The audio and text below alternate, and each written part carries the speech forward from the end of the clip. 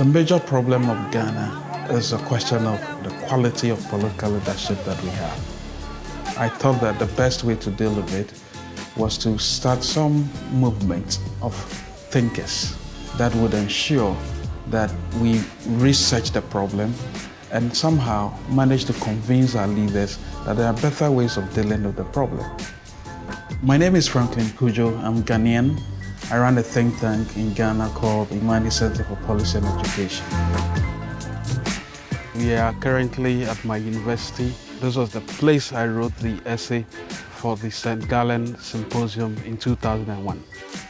When I learned that I've been selected and invited to the St. Gallen Symposium, it was a joyous moment for me. It sounded to me as if my world of opportunities had just opened. It was the first time I was going to travel out of the country. Actually, the first time I was going to sit in an aeroplane. The impact St. Gallen had on starting IMANI was quite frankly enormous. From the conversations I had with my good friend Leppo, we found out that there were better ideas to run countries, to make countries more effective. Hi, good morning everyone. Good morning. IMANI is a think tank based in Ghana. We've been ranked severally in the top 5 most influential think tanks in Africa and the most influential think tank in Ghana since 2012.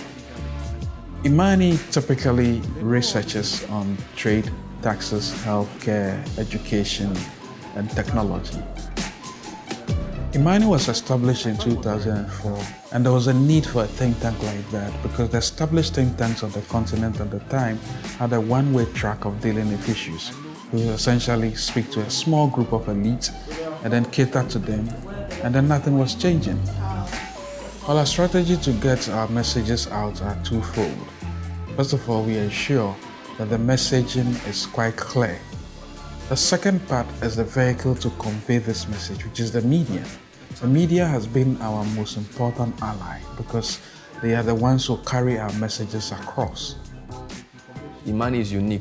If you're not careful who you speak to, you're going to always be pushed between one political party or the other. So IMANI provides a very refreshing, independent, alternative voice. We don't always agree with some of the positions they take, but we think that they make it easier for us to do good quality work quicker. The biggest success of IMANI has to do with a project we started and called Manifesto.